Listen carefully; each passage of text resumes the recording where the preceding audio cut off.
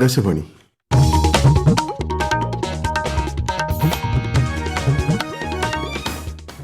നമസ്കാരം. പ്രാദേശിക വാർത്തകൾ വായിക്കുന്നത് നരേന്ദ്രമോഹൻ. പ്രധാന വാർത്തകൾ. പ്രധാനമന്ത്രി നരേന്ദ്രമോദി ജമ്മു സന്ദർശിച്ച് വിവിധ വികസന പദ്ധതികൾക്ക് തുടക്കം കുറിച്ചു.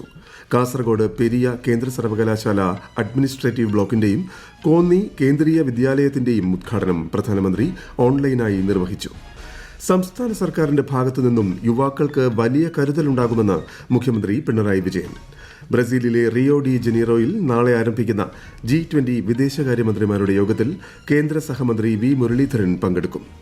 വയനാട്ടിലെ വന്യമൃഗ ആക്രമണവുമായി ബന്ധപ്പെട്ട പ്രശ്നങ്ങൾ ചർച്ച ചെയ്യാൻ മന്ത്രിമാരുടെ നേതൃത്വത്തിൽ അവലോകന യോഗം പുരോഗമിക്കുന്നു.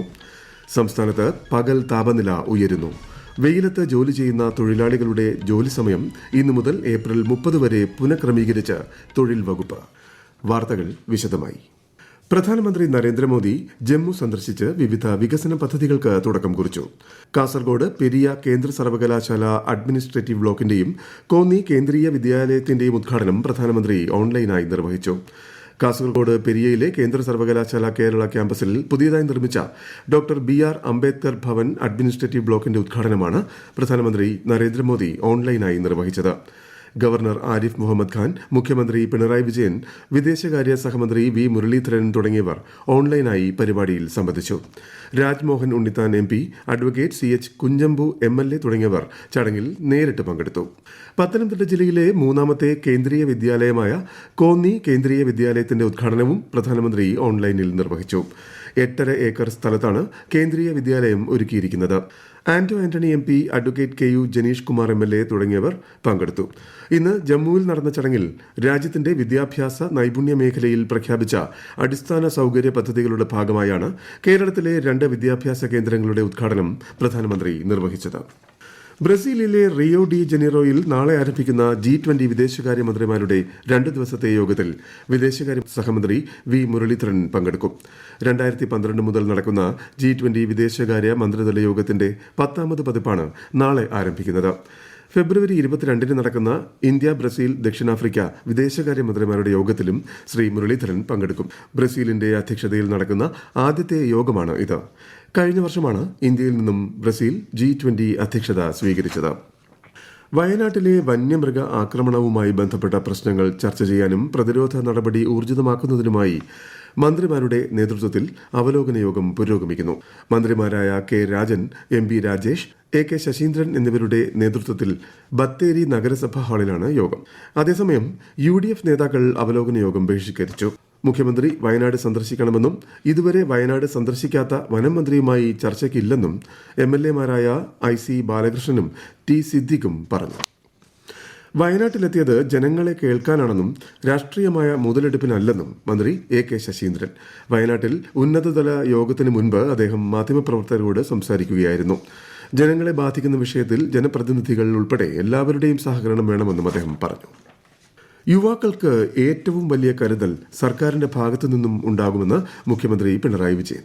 നവകേരള സൃഷ്ടിക്കായി ജനങ്ങളുടെ അഭിപ്രായങ്ങളും കാഴ്ചപ്പാടുകളും സ്വരൂപിക്കുന്നതിന്റെ ഭാഗമായി തിരുവനന്തപുരത്ത് യുവജനങ്ങളുമായുള്ള മുഖാമുഖം പരിപാടിയിൽ സംവദിക്കുകയായിരുന്നു മുഖ്യമന്ത്രി. നമ്മുടെ യുവജനങ്ങൾ ചരിത്രത്തെ മാറ്റിമറിക്കാൻ കഴിവുള്ളവരാണ്. ഇത് തെളിയിച്ച എത്രയോ ദീപ്ത വ്യക്തിത്വങ്ങൾ നമുക്ക് ചരിത്രത്തിൽ കാണാൻ കഴിയുന്നതാണ്. നവകേരള നിർമ്മിതിയിൽ ഏറ്റവും വലിയ സംഭാവന നൽകാൻ യുവതക്കാണ് കഴിയുക. യുവാക്കളാണ് നാടിൻ്റെ മുഖം. ആ മുഖം വാടാതെ നോക്കേണ്ടത് സർക്കാരിൻ്റെ ഉത്തരവാദിത്വമാണെന്ന് സർക്കാർ തിരിച്ചറിയുന്നു. ആ മുഖം വാടിയാൽ വരും തലമുറകളുടെ കാര്യമാകെയാണ് ഇരുളിലാവുക. അതുകൊണ്ട് തന്നെ യുവാക്കൾക്ക് ഏറ്റവും വലിയ കരുതൽ സർക്കാരിൽ നിന്നുണ്ടാകും. യുവജനങ്ങളാണ് സമൂഹത്തിന്റെ ഏറ്റവും പ്രധാന ഭാഗമെന്നും നാട് നേരിടുന്ന പ്രശ്നങ്ങൾ അതിജീവിക്കാൻ യുവാക്കൾക്ക് ആകണമെന്നും ചൂണ്ടിക്കാട്ടിയ മുഖ്യമന്ത്രി മതനിരപേക്ഷത ഏറ്റെടുക്കാൻ യുവജനങ്ങൾ തയ്യാറാകണമെന്നും പറഞ്ഞു. പ്രധാനമന്ത്രി മത്സ്യസമ്പദ യോജന പദ്ധതികളുടെ കീഴിൽ നടത്തിവരുന്ന പരിശീലന പരിപാടികളുടെ ഭാഗമായി കൊച്ചി ആസ്ഥാനമായി പ്രവർത്തിക്കുന്ന സിഫ്റ്റ് നെറ്റ്, എംപിഡാറ്റ് നിറ്റ് ഫിഷും ലക്ഷദ്വീപ് ഫിഷറീസ് വകുപ്പുമായി സഹകരിച്ച് ദ്വീപിലെ മത്സ്യത്തൊഴിലാളികൾക്കായി പ്രത്യേക നൈപുണ്യ വികസന പരിശീലന കോഴ്സുകൾ സംഘടിപ്പിച്ചു. 6 ദ്വീപുകളിലായി 18 ദിവസം നീണ്ടുനിൽക്കുന്ന പരിശീലന പ്രോഗ്രാം ലക്ഷദ്വീപ് ഫിഷറീസ് വകുപ്പ് സെക്രട്ടറി ശ്രീ സന്തോഷ് കുമാർ റെഡ്ഡി കവരത്തി ദ്വീപിൽ ഉദ്ഘാടനം ചെയ്തു. ഇന്ന് ലോക സാമൂഹ്യ നീതി ദിനം. നീതിയുക്തവും സമത്വപൂർണവുമായ സമൂഹങ്ങൾ കെട്ടിപ്പടുക്കേണ്ടതിന്റെ ആവശ്യകതയെക്കുറിച്ച് ഓർമ്മിപ്പിക്കാനാണ് എല്ലാ വർഷവും ലോക സാമൂഹ്യ നീതി ദിനം ആഘോഷിക്കുന്നത്. 2007 ഐക്യരാഷ്ട്രസഭയുടെ ജനറൽ അസംബ്ലിയാണ് എല്ലാ വർഷവും ഫെബ്രുവരി 20 ലോക സാമൂഹ്യ നീതി ദിനമായി ആചരിക്കാൻ തീരുമാനിച്ചത്. കേരള പദയാത്ര 13 മണ്ഡലത്തിൽ പര്യടനം പൂർത്തിയാക്കിയതായി BJP സംസ്ഥാന അധ്യക്ഷൻ കെ സുരേന്ദ്രൻ പറഞ്ഞു.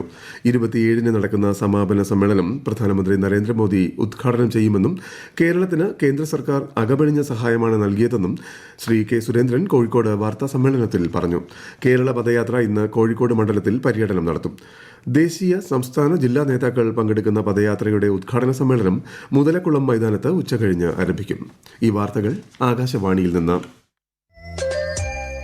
ആകാശവാണി വാർത്തകളും വാർത്താധിഷ്ഠിത പരിപാടികളും all India radio news Thiruvananthapuram എന്ന യൂട്യൂബ് ചാനലിൽ ലഭ്യമാണ്. കൂടുതൽ വാർത്തകൾക്കായി all India radio news Thiruvananthapuram എന്ന ഫേസ്ബുക്ക് പേജും @ARnews_TVM എന്ന എക്സ് ഹാൻഡിലും സന്ദർശിക്കാം. ബ്രിട്ടീഷുകാരുടെ ഭിന്നിപ്പിക്കൽ രാഷ്ട്രീയത്തെ ചെറുത്തു തോൽപ്പിച്ച മതസാഹോദര്യത്തിൽ അധിഷ്ഠിതമായ പോരാട്ടത്തിലൂടെയായിരുന്നുവെന്ന് മന്ത്രി PA മുഹമ്മദ് റിയാസ് പറഞ്ഞു. കണ്ണൂർ വളപട്ടണത്തെ കക്കുളങ്ങര പള്ളിയുടെ പൈതൃക സംരക്ഷണ പദ്ധതിയുടെ പ്രവൃത്തി ഉദ്ഘാടനം ചെയ്ത് സംസാരിക്കുകയായിരുന്നു അദ്ദേഹം. മതസാഹോദര്യം കാത്തുസൂക്ഷിച്ചതിൽ കേരളം മാതൃകയാണ്. മതസാഹോദര്യം ദൃഢമായതിനാലാണ് ബ്രിട്ടീഷുകാരുടെ ഭിന്നിപ്പിക്കൽ രാഷ്ട്രീയത്തെ ചെറുത്തു തോൽപ്പിക്കാൻ കേരളത്തിന് കഴിഞ്ഞതെന്നും മന്ത്രി പറഞ്ഞു. കേന്ദ്ര സർക്കാരിന്റെ വികസന ക്ഷേമ പദ്ധതികൾ ജനങ്ങളിലേക്ക് എത്തിക്കുന്നതിനായി സംഘടിപ്പിക്കുന്ന വികസിത് ഭാരത് സങ്കല്പ് യാത്ര 2ാം ഘട്ട പര്യടനം തുടരുന്നു. തിരുവനന്തപുരം ജില്ലയിലെ തൈക്കാടായിരുന്നു രാവിലെ പര്യടനം. ഉച്ചയ്ക്ക് ശേഷം മണ്ണറക്കോണത്ത് യാത്ര എത്തിച്ചേരും. കോഴിക്കോട് ജില്ലയിൽ ഇന്ന് കൊയിലാണ്ടി മുനിസിപ്പാലിറ്റിയിലാണ് വികസിത് ഭാരത് സങ്കല്പ് യാത്ര എത്തുന്നത്. സംസ്ഥാനത്ത് ഇന്നും താപനില ഉയരാൻ സാധ്യതയെന്ന് കേന്ദ്ര കാലാവസ്ഥാ വകുപ്പ്. ആലപ്പുഴ, കോട്ടയം, എറണാകുളം, തൃശൂർ, കോഴിക്കോട്, കണ്ണൂർ ജില്ലകളിൽ സാധാരണ നിലയേക്കാൾ 2 മുതൽ 4 ഡിഗ്രി സെൽഷ്യസ് വരെ താപനില ഉയരാൻ സാധ്യതയുണ്ടെന്ന് കേന്ദ്ര കാലാവസ്ഥാ വകുപ്പ് മുന്നറിയിപ്പ് നൽകി. വിശദാംശങ്ങളിലേക്ക്.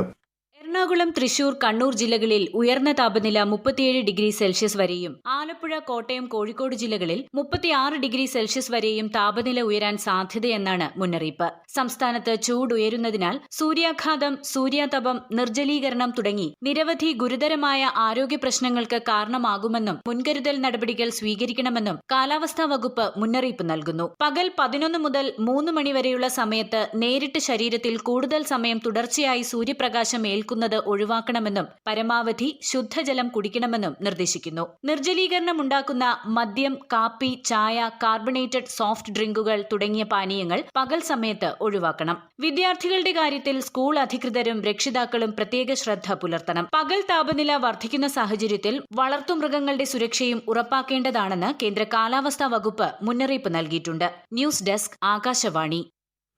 സംസ്ഥാനത്ത് പകൽ താപനില ക്രമാതീതമായി ഉയരുന്ന സാഹചര്യത്തിൽ വെയിലത്ത് ജോലി ചെയ്യുന്ന തൊഴിലാളികളുടെ ജോലി സമയം ഇന്നു മുതൽ ഏപ്രിൽ 30 വരെ പുനഃക്രമീകരിച്ചു. രാവിലെ 7 മുതൽ വൈകിട്ട് 7 മണി വരെയുള്ള സമയത്തിൽ 8 മണിക്കൂറായി ജോലി സമയം നിജപ്പെടുത്തി. ഉച്ചയ്ക്ക് 12 മുതൽ വൈകിട്ട് 3 വരെ പുറം ജോലികളിൽ ഏർപ്പെടരുതെന്ന് തൊഴിൽ വകുപ്പ് നിർദ്ദേശിച്ചു. സൂര്യാഘാത സാധ്യത കണക്കിലെടുത്താണ് തീരുമാനം. ഷിഫ്റ്റ് വ്യവസ്ഥയിലാണെങ്കിൽ ഉച്ചയ്ക്ക് 12 മണിക്ക് അവസാനിക്കുന്ന തരത്തിലും വൈകിട്ട് 3-ന് ആരംഭിക്കുന്ന തരത്തിലും പുനഃക്രമീകരിക്കണമെന്നാണ് നിർദ്ദേശം. രാജ്യത്തെ ഓഹരി വിപണികളിൽ നേട്ടം. ബോംബെ ഓഹരി സൂചിക സെൻസെക്സ് 279 പോയിന്റ് ഉയർന്ന് 72,988-ലും ദേശീയ ഓഹരി സൂചിക നിഫ്റ്റി 50 പോയിന്റ് നേട്ടത്തിൽ 22,171-ലും വ്യാപാരം തുടരുന്നു. സ്വർണ്ണവില കുറഞ്ഞു. പവന് 80 രൂപ കുറഞ്ഞ് 45,880 രൂപയും ഗ്രാമിന് 10 രൂപ കുറഞ്ഞ് 5,735 രൂപയുമാണ് ഇന്നത്തെ വില. പ്രധാന വാർത്തകൾ വീണ്ടും. പ്രധാനമന്ത്രി നരേന്ദ്രമോദി ജമ്മു സന്ദർശിച്ച് വിവിധ വികസന പദ്ധതികൾക്ക് തുടക്കം കുറിച്ചു. കാസർഗോഡ് പെരിയ കേന്ദ്ര സർവകലാശാല അഡ്മിനിസ്ട്രേറ്റീവ് ബ്ലോക്കിന്റെയും കോന്നി കേന്ദ്രീയ വിദ്യാലയത്തിന്റെയും ഉദ്ഘാടനം പ്രധാനമന്ത്രി ഓൺലൈനായി നിർവഹിച്ചു. സംസ്ഥാന സർക്കാരിന്റെ ഭാഗത്തുനിന്നും യുവാക്കൾക്ക് വലിയ കരുതലുണ്ടാകുമെന്ന് മുഖ്യമന്ത്രി പിണറായി വിജയൻ. ബ്രസീലിലെ റിയോ ഡി ജനീറോയിൽ നാളെ ആരംഭിക്കുന്ന G20 വിദേശകാര്യമന്ത്രിമാരുടെ യോഗത്തിൽ കേന്ദ്ര സഹമന്ത്രി വി മുരളീധരൻ പങ്കെടുക്കും. വയനാട്ടിലെ വന്യമൃഗ ആക്രമണവുമായി ബന്ധപ്പെട്ട പ്രശ്നങ്ങൾ ചർച്ച ചെയ്യാൻ മന്ത്രിമാരുടെ നേതൃത്വത്തിൽ അവലോകന യോഗം പുരോഗമിക്കുന്നു. സംസ്ഥാനത്ത് പകൽ താപനില ഉയരുന്നു. വെയിലത്ത് ജോലി ചെയ്യുന്ന തൊഴിലാളികളുടെ ജോലി സമയം ഇന്നു മുതൽ ഏപ്രിൽ 30 വരെ പുനഃക്രമീകരിച്ച് തൊഴിൽ വകുപ്പ്. പ്രാദേശിക വാർത്തകൾ കഴിഞ്ഞു. അടുത്ത വാർത്താ പ്രക്ഷേപണം 12:50.